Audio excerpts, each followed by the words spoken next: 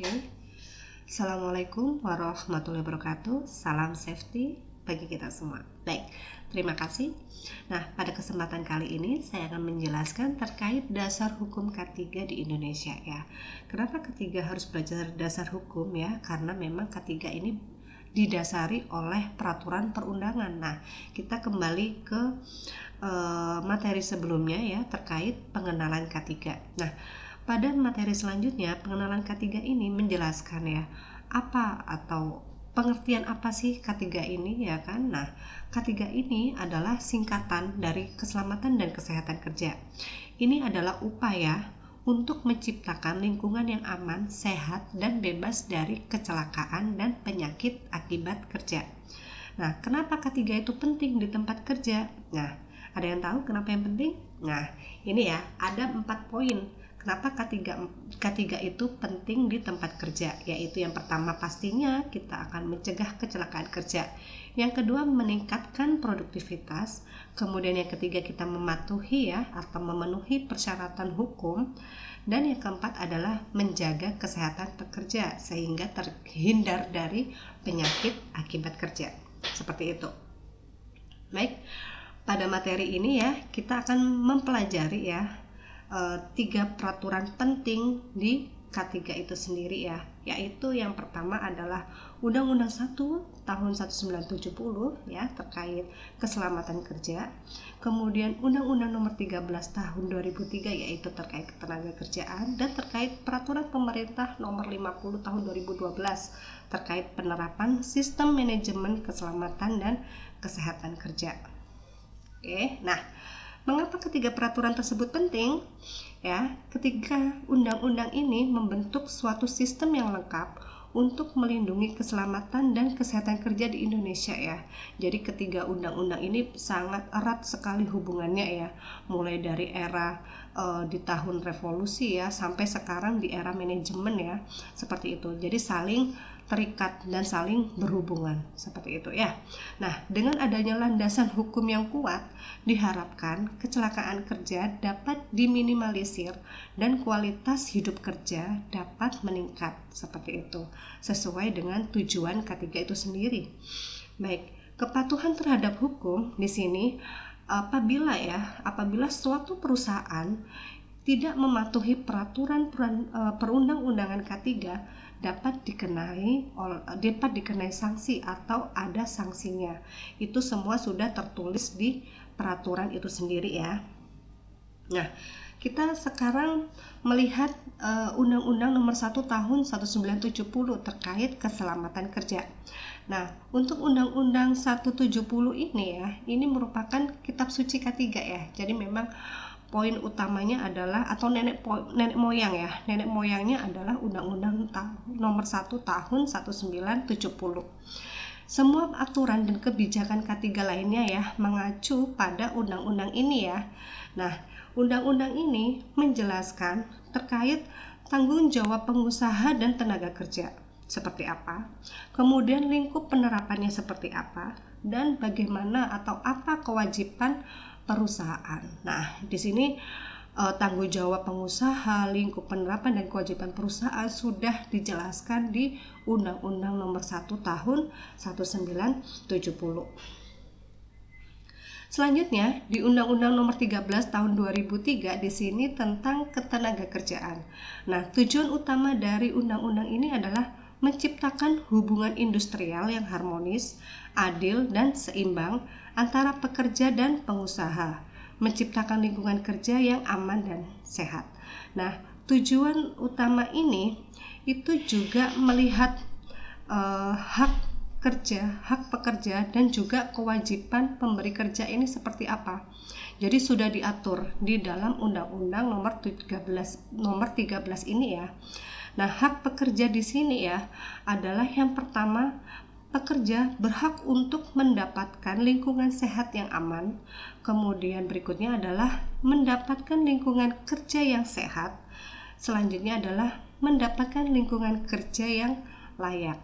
Nah, dari hak pekerja ini maka kewajiban pemberi kerja harus melakukan analisa resiko, ya, penyebab-penyebab potensi bahaya apa saja yang ada di area kerjanya, kemudian dianalisa resikonya seperti apa. Nah, ini adalah kewajiban pemberi kerja. Kemudian menyediakan APD ya untuk mengurangi resiko yang telah dianalisa tadi ya, sehingga waktu proses analisa resiko muncul resiko apa, dikendalikan, dan pemberi kerja juga wajib untuk menyediakan APD tadi untuk mengurangi resiko tersebut. Kemudian selanjutnya, kewajiban pemberi kerja adalah membentuk panitia keselamatan kerja. Ini yang biasa disebut P2K3 ya. P2K3 ini diajukan ke dinas pengawas terkait ya untuk pengesahannya. Membentuk panitia keselamatan kerja ini terdiri dari ketua, yaitu direktur atau pimpinan atau top manajemen perusahaan, kemudian terdiri dari sekretaris P2K3 yang memiliki SKP ahli K3 umum, dan anggota. Anggota ini diambil dari perwakilan tiap departemennya, seperti itu. Jadi P2K3 terdiri dari ketua, sekretaris, dan anggota.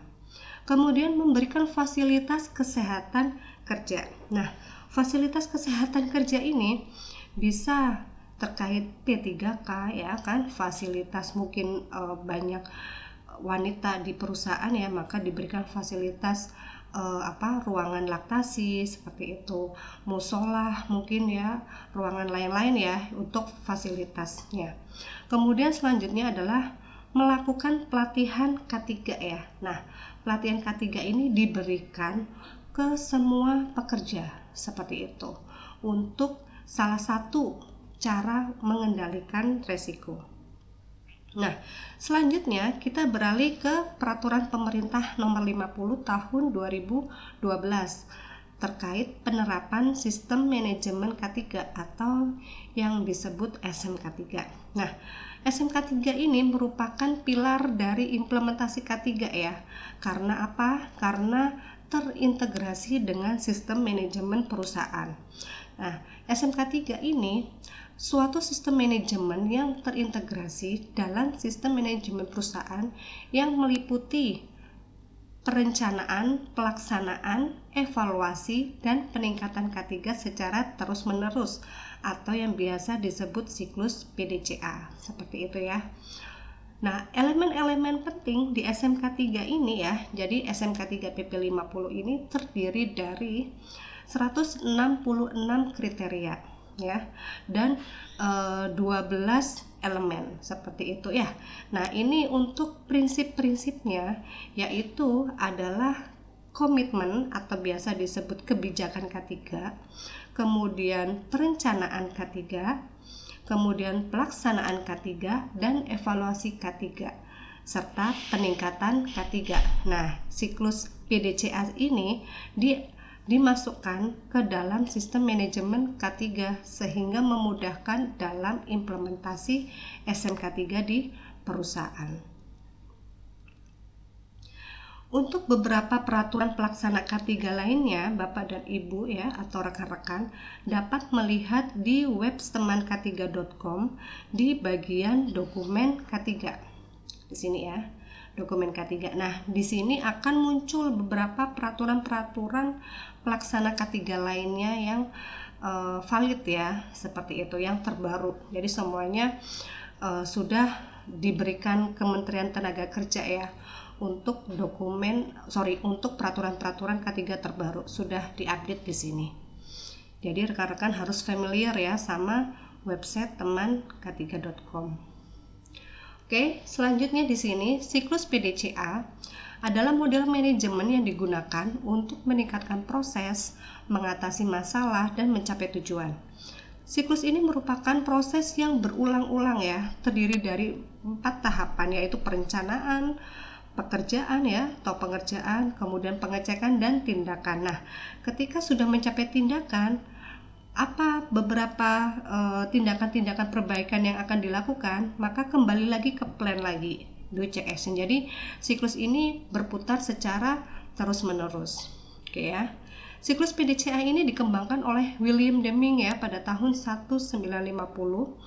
Nah, Deming di sini menyebutkan bahwa model ini dengan istilah siklus Sheward ya, karena didasarkan pada ide dari mentornya Walter Sheward. Ya, kemudian siklus PDCA ini juga memiliki beberapa manfaat. Di antaranya memudahkan pemetaan tanggung jawab dan wewenang unit organisasi ya. Kemudian menghapus pemborosan di tempat kerja, kemudian meningkatkan produktivitas dan memperpendek alur kerja, serta menyelesaikan dan mengendalikan masalah secara sistematis dan runtun, seperti itu. Nah, kalau kita berbicara terkait SMK 3 nih, kira-kira ya, plan ini apa yang harus dilakukan? Nah, jadi rekan-rekan ketika melakukan plan atau perencanaan, maka yang harus dilakukan adalah yang pertama, identifikasi potensi bahaya dan pengendalian resiko atau yang biasa disebut IBPR atau HIRAK. Lakukan di proses plan ini, serta mengevaluasi peraturan perundangan. Mana saja peraturan-peraturan yang dirasa masuk dalam bisnis proses perusahaannya, itu dievaluasi. Nah, setelah hasil dari IBPR dan evaluasi peraturan, maka dibuatlah tujuan, sasaran, dan program. Nah, dari situ dilaksanakan, di do ya, habis plan do ya, kemudian dicek, dipantau, inspeksi ya kan, kinerja K3-nya seperti apa, jam kerja amannya dicatat ya. Kemudian diukur juga lingkungan kerjanya, faktor-faktor lingkungan kerja, faktor biologi, ergonomi, fisik ya kan, fisika, kimia, dan lain-lain ya. Kemudian pemantauan kesehatan yaitu medical check up. Nah, hasil dari cek tadi kemudian dilakukan audit ya kan, di audit tahunan, selanjutnya ditinjau oleh manajemen secara keseluruhan atau dalam satu periode, yaitu di tahapan action. Jadi action ini adalah tinjauan manajemen, seperti itu. Report atau hasil dari tinjauan manajemen akan menjadi program kerja tahun depan, yaitu planning lagi, jadi berputar nanti siklusnya.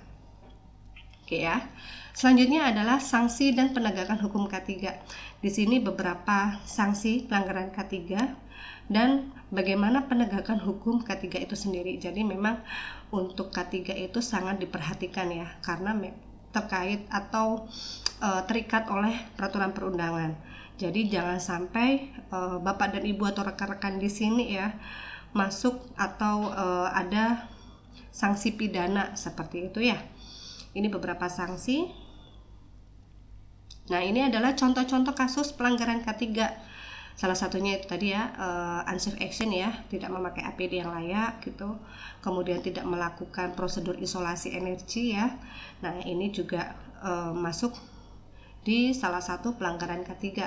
Unsafe action, unsafe condition-nya ya harus benar-benar diperhatikan. Oke. Nah, pada materi ini ya, yang dapat diambil kesimpulan adalah yang pertama, pentingnya dasar hukum K3. Ya, dasar hukum keselamatan dan kesehatan kerja di Indonesia bertujuan untuk melindungi pekerja dari resiko kecelakaan dan penyakit akibat kerja. Hal ini sangat penting dalam menciptakan lingkungan kerja yang aman, sehat, dan produktif. Sehingga dari pentingnya dasar hukum ini muncul 3 dasar hukum utama ya. Nah, tiga peraturan ini harus benar-benar dikenal ya, dibaca ya pasalnya. Kemudian tanggung jawab bersama ya, kepatuhan terhadap peraturan K3 adalah tanggung jawab bersama antara perusahaan dan pekerja ya. Jadi perusahaan memang harus wajib menyediakan sarana dan pelatihan K3 ya. Sementara pekerjanya juga harus mau mengikuti sistem atau prosedur keselamatan yang telah ditetapkan oleh perusahaan. Jadi harus ada tanggung jawab bersama antara top manajemen sampai di level low management seperti itu. Kemudian penerapan K3 untuk keberlanjutan. Di sini penerapan K3 yang baik tidak hanya mencegah kecelakaan saja ya, tetapi juga berkontribusi pada produktivitas, efisiensi, dan reputasi perusahaan. Karena banyak sekali nih penghargaan K3 ya yang bisa didapat perusahaan ya, dan itu juga berdampak meningkatkan reputasi perusahaan seperti itu ya. Selanjutnya di sini kesimpulan terakhir ya, yaitu penegakan dan sanksi ya, dimana memang K3 sangat erat sekali dengan peraturan, sehingga apabila ada pelanggaran pasti akan ada sanksi tegas bagi pelanggarnya tersebut ya. Sehingga hal ini ya bertujuan untuk memastikan ya bahwa perusahaan memang mematuhi standar keselamatan demi keselamatan pekerja di perusahaan tersebut. Baik, terima kasih Bapak dan Ibu serta rekan-rekan sekalian. Baik, selanjutnya silakan mengerjakan post test di link berikut ini.